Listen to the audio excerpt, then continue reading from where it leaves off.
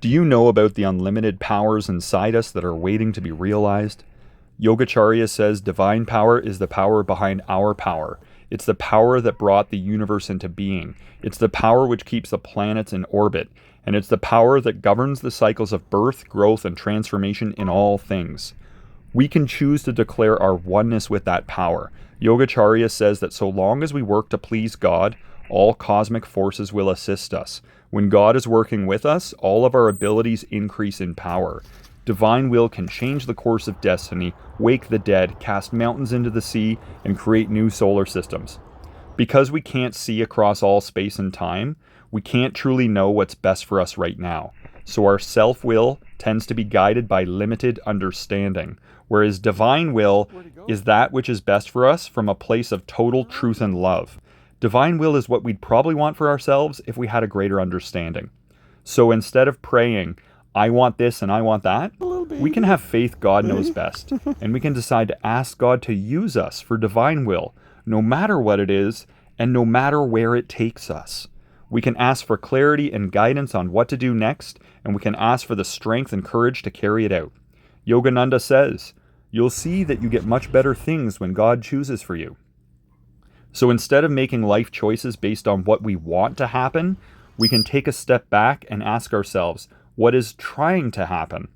And if we keep moving forward and there's a stubborn obstacle in our way, we can throw it back to God and say, I'm doing what I can, but if you want things to happen different, you're going to have to do something here. And let's be patient with ourselves. Allegiance to divine will can be a challenging commitment, even for those on the spiritual path. Yogacharya says we should keep aligning ourselves with divine will until it becomes a normal way of life, just like parting our hair to the other side of the head. We should be grateful for whatever the Creator gives us in life, knowing that it comes from a place of love. Let's not judge the moment, because the struggles in life are necessary for us to gain the developmental strength we need to self-realize. And let's try not to complain about anything, because when we do, we belong to the world instead. And we can learn to keep a healthy detachment to this world. It can be so overrated. As Yogananda says, this is the insane asylum of the universe. This reality is not the ultimate reality. This is not the place for us to lay down our dreams of perfection, because everything here falls apart, turns to dust, or goes away like a passing dream. But while we're here, we can access greater courage and determination by reminding ourselves of a greater reality than this one, just as Jesus did when he said, "My kingdom is not of this world." Yogacharya says that we can become fearless if we keep our consciousness on God. No matter what is happening in life, no matter how bad it is, we can ask ourselves, is there a creator? Is the creator loving? Is the creator intelligent? Then won't the creator take care of its creation? We just have to accept that everything doesn't have to go the way we think it should.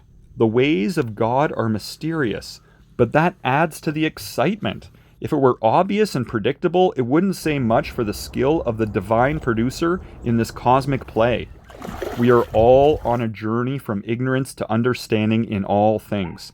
How will you best prepare for the road ahead?